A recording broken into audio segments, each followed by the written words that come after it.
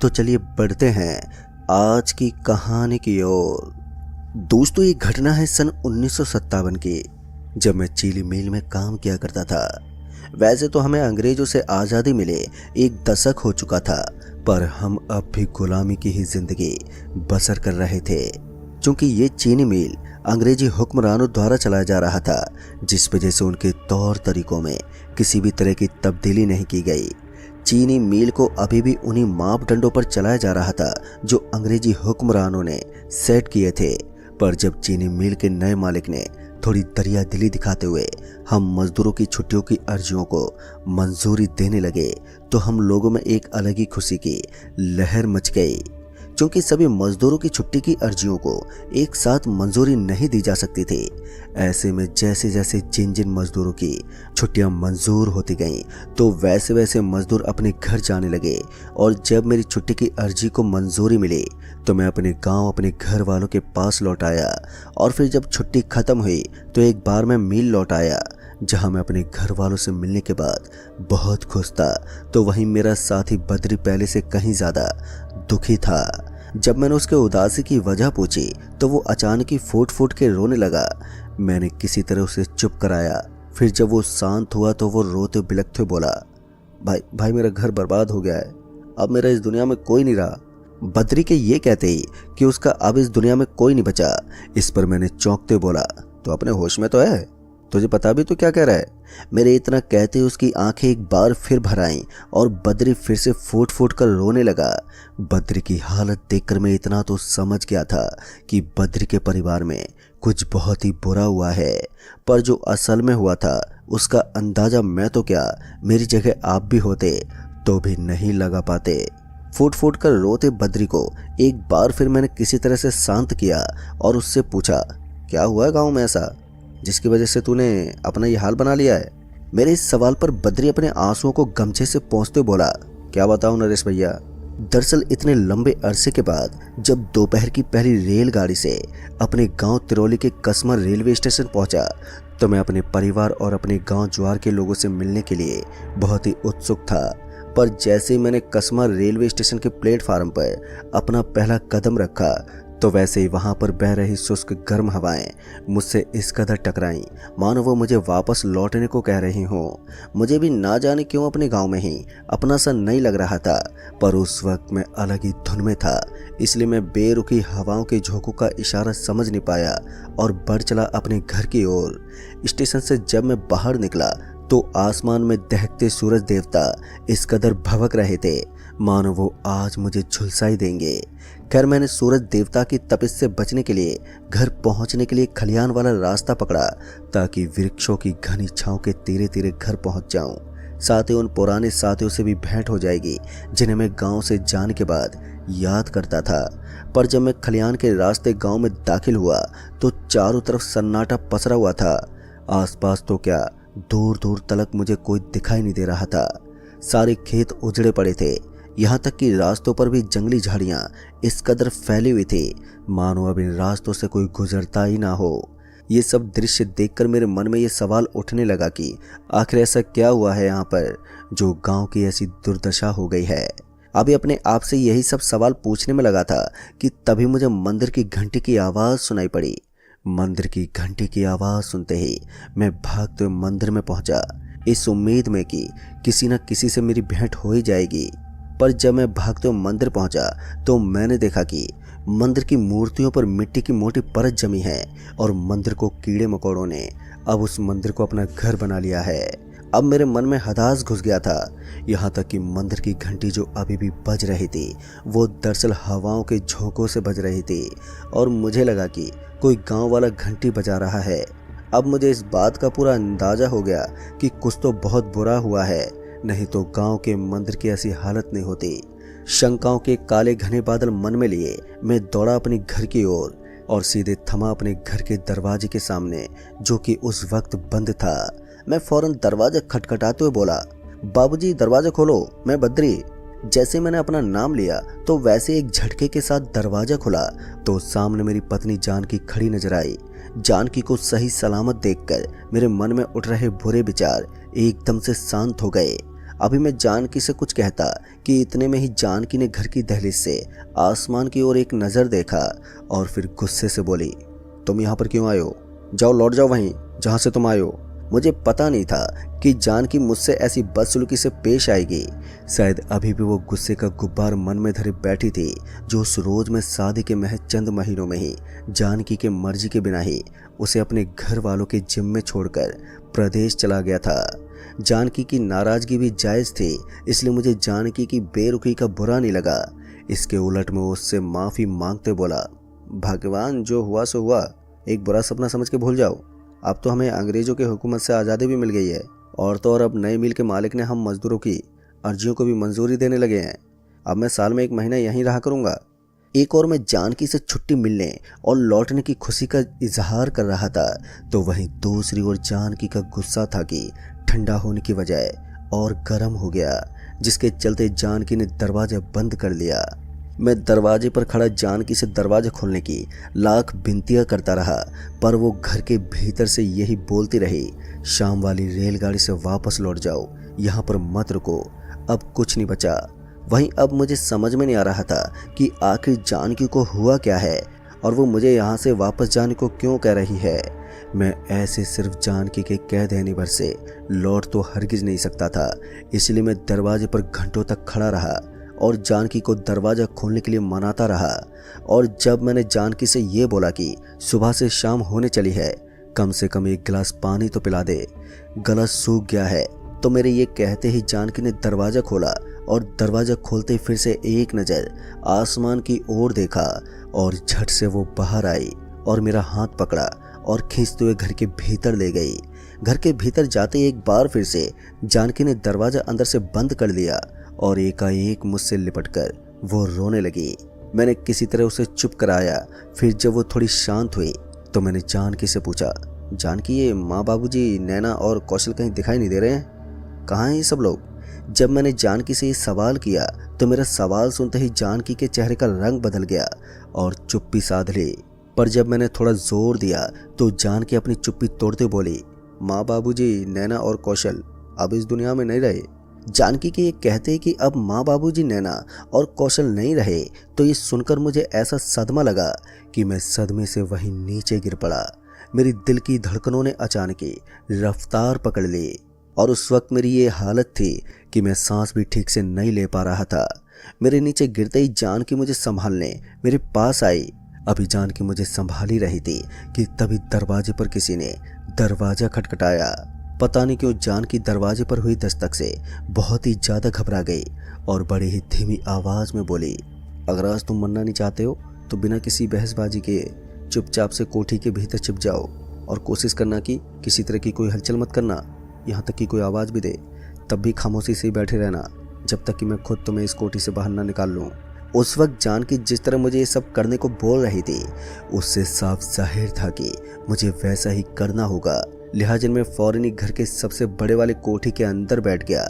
मेरी कोठी में छिपते ही जानकी ने दरवाज़ा खोला और दरवाजे के खुलते ही किसी ने जानकी को कहा, बहू आ गए हम लोग। ये सुनते मेरे कान खड़े हो गए और कोठी में छिपा मैं ये सोचने लगा कि आखिर ये कौन है जो मेरी पत्नी को बहू कहकर पुकार रहा है। अभी मैं इसी बारे में ही सोच रहा था कि तभी मेरी नज़र उस छोटे से छेद पर पड़ी जो कि कोठी की दीवार पर बनी हुई थी। दरअसल मिट्टी की कोठी बहुत ही पुरानी हो चुकी थी, जिस वजह से जगह जगह दरारें उभर आई थी और इन्हीं दरारों के बीच छेद भी बन गए थे। फिर उस छेद से मैंने झांक के बाहर देखा तो मैं हक्का बक्का रह गया। दरअसल जानकी को बहू कहकर पुकारने वाला आदमी कोई और नहीं बल्कि मेरे ही पिताजी थे। और तो और वो अकेले नहीं बल्कि माँ, मेरी छोटी बहन नैना और कौशल भी साथ में थे, वो भी सही सलामत। उन्हें देखते मैं उनसे मिलने के लिए उस कोठी से बाहर निकलने ही वाला था कि तभी मेरी बहन नैना एक कटा हुआ सर जानकी को पकड़ाते हुए बोली, भाभी इसे भी संभाल कर रख दो।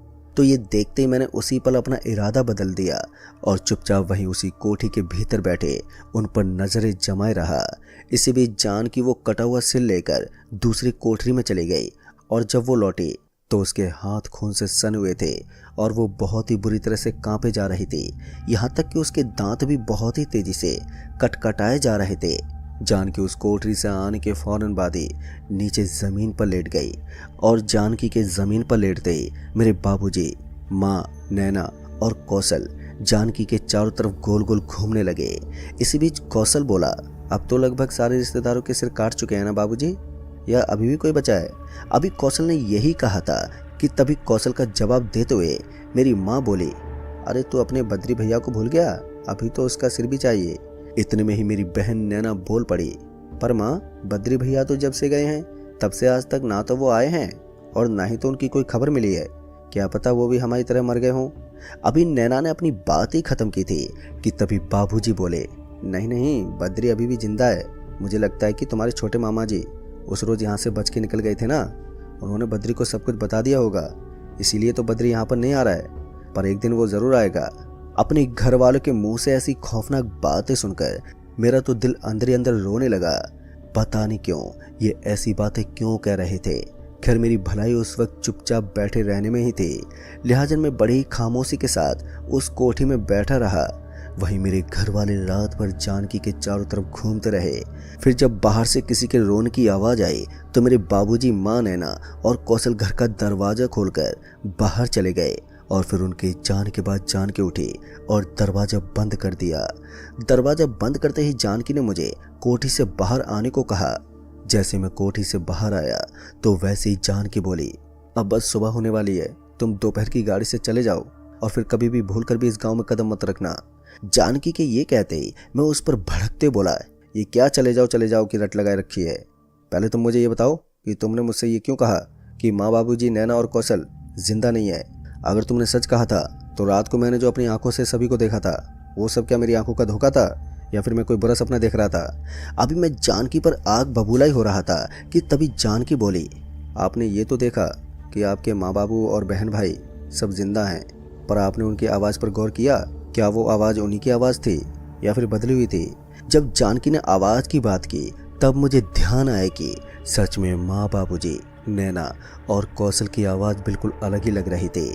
इसलिए जब बाबूजी ने बहू बहू कहकर जानकी को पुकारा था तो मैं समझ नहीं पाया कि वो बाबूजी पुकार रहे हैं। ये सब याद आते ही मैंने जानकी से कहा, हाँ तुम कह तो ठीक रही हो, उन सभी की आवाज़ पहले जैसी नहीं लग रही थी। मेरे ये कहते ही जानकी ने कहा, वो तुम्हारे कोई नहीं है, तुम्हें अगर सच में सब कुछ पता करना है कि यहाँ हुआ क्या तो उसके लिए तुम्हें यहाँ से जिंदा निकलना होगा और अपने छोटे मामा जी से मिलना होगा। एक वही हैं जो उस रोज़ बारिश के करिश्मे के चलते बचकर यहाँ से निकल गए थे। आप भी इससे पहले कि सूरज ढल जाए आप निकल जाओ यहाँ से। ये बोलकर जानकी ने मुझे घर से खींचकर बाहर धकेल दिया और अंदर से दरवाज़ा बंद कर लिया। अब तक जो भी मैंने देखा और समझा उससे मैं समझ गया था कि जानकी मुझे कुछ बताने वाली नहीं है। इसलिए मैंने अपने छोटे मामा जी से मिलने का फैसला किया और उनके घर जाने के लिए मैं स्टेशन पहुंचा। स्टेशन भी गांव की गलियों के रास्ते की तरह उजड़ा ही हुआ था, पर अच्छी बात यह थी कि ट्रेन आ जा रही थी। वैसे भी इस स्टेशन पर 2 ही ट्रेन आती हैं, एक दोपहर के 2:45 बजे और दूसरी शाम के 5 बजे। अभी मैं दोपहर वाली ट्रेन के इंतज़ार में था और जब दोपहर वाली ट्रेन आई तो मैंने अपना जाने का इरादा बदल दिया, क्योंकि मुझे लगा मेरे जानकी को यूं अकेला छोड़कर जाना ठीक नहीं है। आखिर जानकी मेरी जिम्मेदारी है, अगर उसे कुछ हो गया तो मेरी तो बची कुची दुनिया भी उजड़ जाएगी। इसलिए मैंने जानकी को अपने साथ ले जाने का फैसला कर लिया।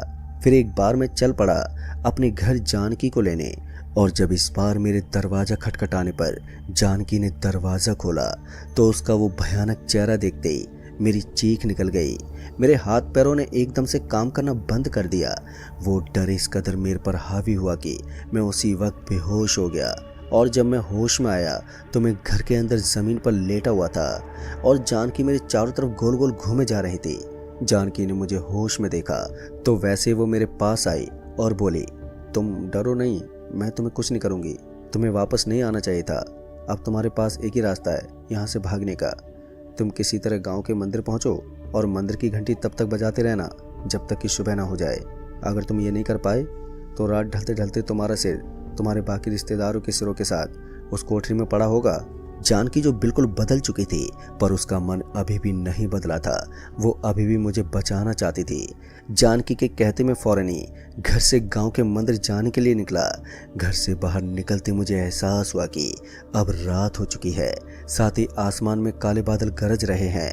अभी मैं कुछ ही दूर आया था कि तभी मुझे किसी के रोने की आवाज़ सुनाई दी। वो आवाज़ सुनते ही मेरा पूरा बदन सिहर उठा। डर के मारे कपकपी मेरी छूटने लगी थी। लिहाजा मैं अपनी जान की सलामती के लिए पूरी जान से मंदिर की तरफ दौड़ा। मंदिर की ओर भागते हुए मुझे ऐसा लग रहा था कि मेरे पीछे बहुत से लोग आ रहे हैं, पर उस वक्त मैं इतना डरा हुआ था कि मैंने पीछे मुड़ने की हिम्मत भी नहीं की और मैं बस दौड़ता रहा। फिर मंदिर पहुंचते ही मैंने घंटी पकड़ी तो वैसे वो घंटी टूटकर नीचे गिर पड़ी। घंटी के नीचे गिरते ही वो घंटी अंधेरे में कहीं खो गई। इससे पहले कि मैं उस मंदिर की घंटी को उस अंधेरे में खोज पाता कि तब तक काफ़ी देर हो चुकी थी। मंदिर के बाहर अब वो लोग पहुंच चुके थे जो जिंदा नहीं थे। उनका भयानक रूप ही काफ़ी था जान लेने के लिए। मैं भी समझ गया था कि यही मेरा अंत है। कि इसी बीच बिजली कड़की और उस बिजली से हुई पल भर की रोशनी के चलते मुझे वो मंदिर की घंटी दिख गई।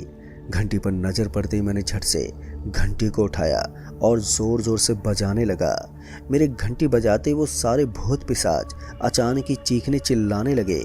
उन्हें चीखते चिल्लाता और दूर जाते देख मुझ में हिम्मत आ गई और मैं ज़ोर ज़ोर से घंटी को बजाने लगा।